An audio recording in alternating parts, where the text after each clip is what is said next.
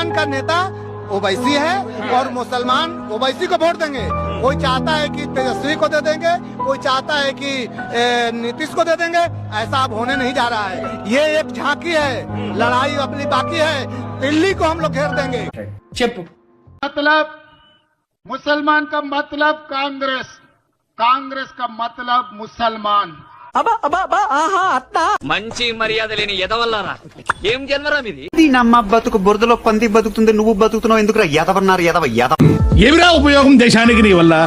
हर हर महादेव दोस्तों, स्वागत है आपका एक और ब्रांड न्यू वीडियो के अंदर। तो जल्दी से वीडियो को लाइक कर दो, चैनल को अभी तक आपने सब्सक्राइब नहीं करके रखा है तो भाई जल्दी से चैनल को सब्सक्राइब कर दो और नीचे कमेंट बॉक्स के अंदर हर हर महादेव का नारा जरूर लगा देना, क्योंकि वीडियो को हम हर हर महादेव के नारे से ही शुरू करने।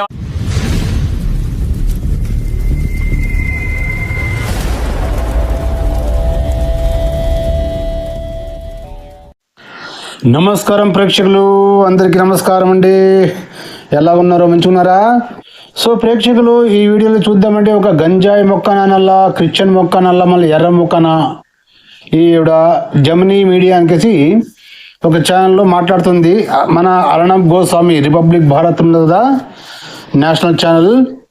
సో ఆవిడ అర్ణబ్ గురించి మాట్లాడుతుంది. మళ్ళీ ఇవిడ హిందూనా లేదా ఎర్ర మూకనా, క్రిస్టియన్ మూకనా, ముస్లిం ముక్కనా లేదా గంజా ముక్కనా అనేది మీరే చెప్పాలి ప్రేక్షకులు.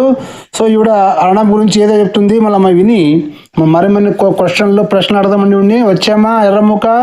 Republic TV Arnab Goswami NEET exam కి వ్యతిరేకంగా జరిగిన ప్రొటెస్టులో భాగంగా పోలీస్ వ్యాన్ కి అడ్డంగా నిలబడిన 27 రియా ఆహిర్ మధ్య జరిగిన లైవ్ డిబేట్ ఇప్పుడు సోషల్ మీడియాలో విపరీతంగా ట్రెండ్ అవుతోంది. రియా ఆహిర్ ను అర్ణబ్ గోస్వామి లైవ్ డిబేట్ కి పిలిచి అవమానించాడు. అసలు ఎందుకు పిలిచాడో కూడా తెలీదు. వందే మాతరంలో ఎన్ని చరణాలున్నాయి అని అడిగాడు. దానికి రియా నాకు తెలీదు, కావాలంటే పాడి వినిపిస్తా అని చెప్పాడు. సో విన్నారు కదా ప్రేక్షకులు, మన గంజా మొక్క ఎర్ర మొక్క ఏమంటుంది?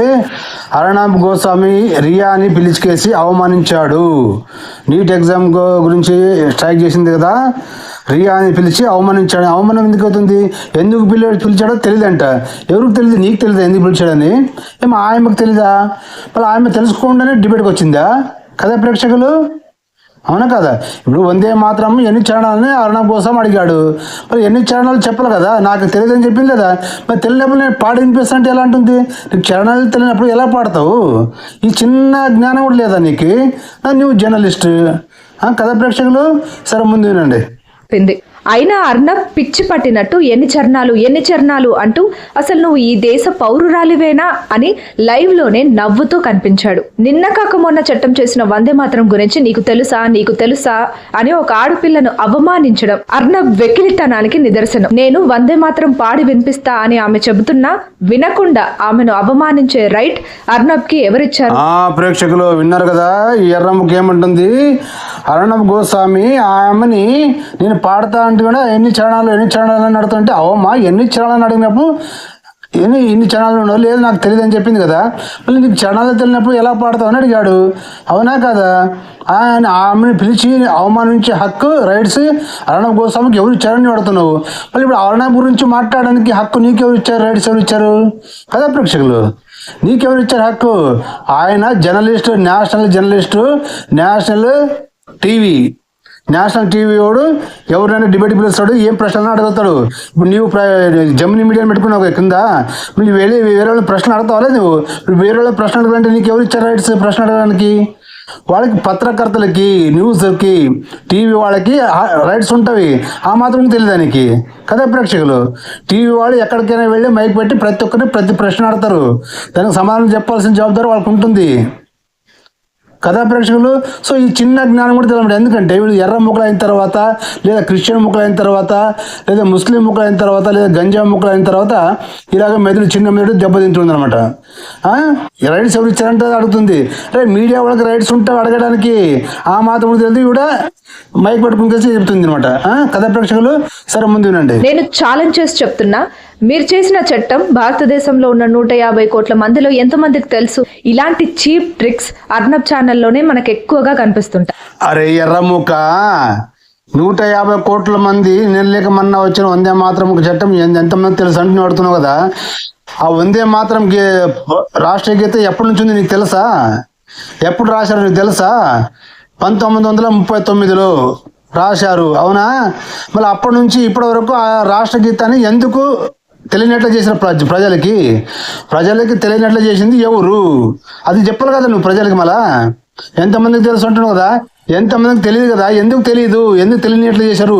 తెలియకుండా ఎవరు చేశారు? అది కదా నేను చెప్పాల్సింది జర్నలిజం కదా. ప్రేక్షకులు నీకే తెలియదు అంటున్నావా? ఈ కచ్చడా కాంగ్రెస్ పార్టీ వాళ్ళు దాన్ని తీసిపాడేశారు. ఎందుకంటే ఈ నా కొడుకులకి ముస్లింలకి పాకిస్తాన్ దేశం ఇచ్చిన తర్వాత కూడా మా దేశంలో మేము పాడమని అంటే మేము వందే మాత్రం మేము పాడము, మాకు మా మతానికి వ్యతిరేకంగా ఉందని చెప్తుంటే అందులో హిందూ దేవీ దేవతల మా పదాలు ఉన్నాయి కాబట్టి మేము పాడము, మేము మీతో ఉండమనికేసి పాకిస్తాన్ దేశం మీద తీసుకున్నారు ముస్లిమ్స్. తర్వాత ఇక్కడ ఉన్న ముస్లింని ఎందుకు ఉంచారు? మళ్ళా ఇక్కడ ఉంచిన వాళ్ళకి వందే మాత్రం పాడాల్సిందే.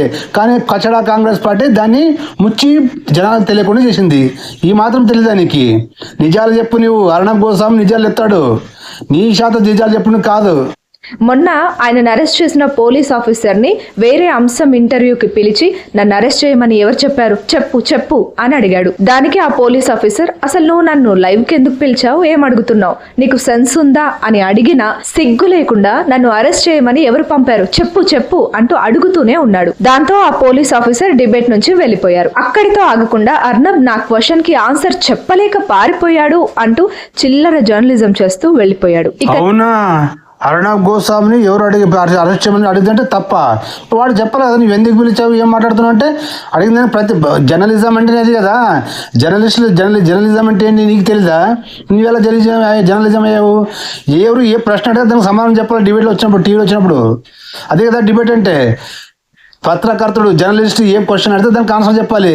చెప్పకుండా పారిపోయాడు. మళ్ళీ వెక్కిరించాలని ఏముంది ఇక్కడ? అర్ణబ్ గోస్వామిని వాడు ఎవరున్నారు కదా, ఉద్ధవ్ ఠాక్రే గాడి పీకిలేకపోయాడు. చిల్లర జర్నలిజం అంటే చిల్లర ఉంటుందా?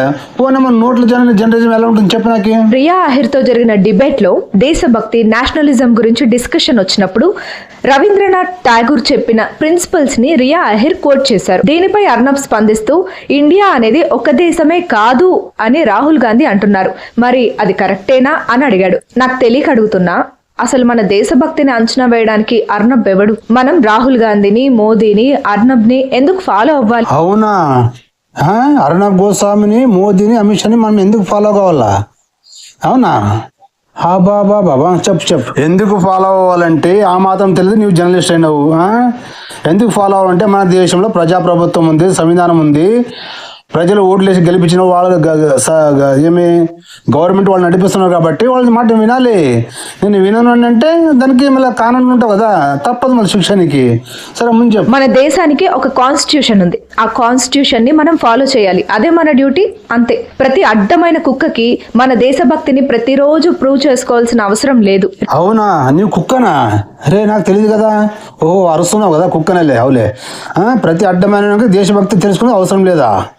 ప్రతి అడ్డమైన వాడు నేను ఎవడే నిన్ను? అదే జర్నలిజం అంటే నేషనల్ టీవీ అది అడుగుతారు. మళ్ళీ నిన్ను ఎవడు రామని చెప్పాడు? మరి అక్కడ పోనీ ఇప్పుడు నిన్ను ఎవడు మాట్లాడమని చెప్పాడు? కాన్స్టిట్యూషన్ ఉందా? మళ్ళీ కాన్స్టిట్యూషన్ నడిపేదే గవర్నమెంట్ కదా, మోదీ, అమిత్ షా వాళ్ళే కదా కాన్స్టిట్యూషన్ నడిపేది. ఏం మాట్లాడుతున్నావు నువ్వు? ఎర్రముక్క నువ్వు ఆడదాని అయిపోయావు కాబట్టి నాకు సంస్కారంతో మాట్లాడక ఉంటుంది, లేదంటే నీకు ఉండేది కథ మళ్ళీ చొల్లు రక్తం రావాలి. సరే చెప్పండి. రియా అహిర్ తో అర్నబ్ చేసింది డిబేట్ కాదు, అవమానం, రుత్లెస్, షేమ్లెస్, ఈడియోటిక్ జర్నలిజం. ఇలాంటి వాళ్ళు దేశంలో చాలా మంది తయారయ్యారు. వాళ్ళకి మనం సమాధానం చెప్పాల్సిన అవసరం లేదు. ఒరే ముండా, నిన్ను ఎవడు సమాధానం చెప్పాడు? నిన్ను ఎవడు అడిగాడు? నువ్వు ఎవరు చెప్పుకోవాలి మాట్లాడి? రియా అన్నీ కదా, రియాకి చెప్పుకోవాలి. నీ ఎర్ర ముక్కలు ఉంటారు కదా, నీ క్రిస్టియన్ ముక్కలా ఎర్ర ముక్కలు, నువ్వు వాళ్ళకి చెప్పుకోవాలి. నువ్వు క్రిస్టియన్లు ఎవరు వెళ్ళకండి, ఎర్ర ముక్కలు ఎవరు వెళ్ళకండి, అర్ణబ్ గోస్వామి పిలిచి అంటే వాళ్ళకి చెప్పాలి. ఏకెత్తుకు పిలిచిన వెంటనే ఎందుకు వెళ్ళాలి? అక్కడ జర్నలిజం అంటేనే ప్రశ్న అడగడం ఉంటుంది, ఆ ప్రశ్నకు సమాధానం చెప్పాల్సిందే. నువ్వు దేశంలో ఉన్నప్పుడు జర్నలిజం అంటే ఏంటి తెలియదు. మళ్ళీ నువ్వేమి జెమినీ మీడియా పెట్టుకున్నావు, నువ్వేం చేస్తున్నావు? నీవు ఏం చెప్తావు ప్రజలకి? ఎవరైనా ప్రశ్న అడిగే హక్కు ఉంటుంది కదా జర్నలిజంకి, ఉంటుందా లేదా? ఎర్రముఖ సో ప్రేక్షకులు ఇదనమాట మన హిందూ ఛానల్ అయిన అర్ణబ్ గోస్వామిని ఇలా ఆడిపోసుకుంటున్నారు అనమాట. ఇలాంటి ఎర్ర ముక్కలు క్రిస్టియన్ ముక్కను గంజా ముక్కను ఇప్పుడు తెలియదు కానీ ప్రేక్షకులు. సో ఇలాంటి జర్నలిజం నుండి ఇలాంటి వాళ్ళతో చాలా జాగ్రత్తగా ఉండాలి. మన హిందువుల ధర్మంలో పుట్టే ఇవి ఎర్ర ముక్కలుగా మారింటారు. చైనా పెంట తింటారు అనమాట, జారోసోరస్ పెంట తింటారు, అమెరికా పెంట తింకేసి పనిచేసే మీడియాలు మన దేశంలో చాలా మంది ఉన్నవి. మీరు కూడా జాగ్రత్తగా ఉండాలి. ఇలాంటి నీచ్ కమీన్ కుత్తే పార్టీలు సోషల్ మీడియాలు ఛానళ్ళు జగ్గున్నవి. ఎర్ర ముక్కలు ఈ చైనా చెప్పినట్టు విని పనిచేసేవి, అమెరికా జారోసోరస్ చెప్పినట్లు విని పనిచేసే మూకలు ఎర్ర ముక్కలు జర్నలిస్టులు జగ్గి మంది ఉన్నారు. మనం కూడా వీళ్ళందరినీ కుక్కల్లాగా చూడాలి. సరేనా ప్రేక్షకులు? ప్రేక్షకులు మనం మీరేమంటారు? మీ అభిప్రాయం తప్పక కామెంట్ చేసి చేయండి. జై హింద్, వందే మాతరం, భారత్ మాతా కీ జై.